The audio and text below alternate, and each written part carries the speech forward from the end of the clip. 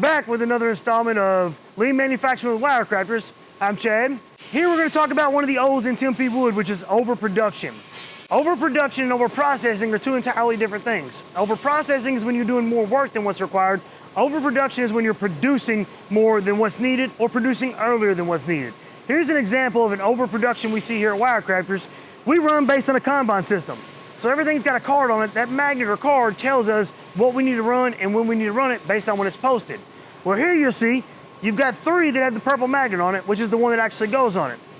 Then we've got 2 in the background that have a white magnet on it. That white magnet is on it because we made more than what's needed. We still needed to identify them, so it's got to have some kind of notation on it. But we've got 2 extra racks. So we spent about 6 man-hours making more than what's needed, which is time we could have spent doing other things. So overproduction is a bigger waste than people realize.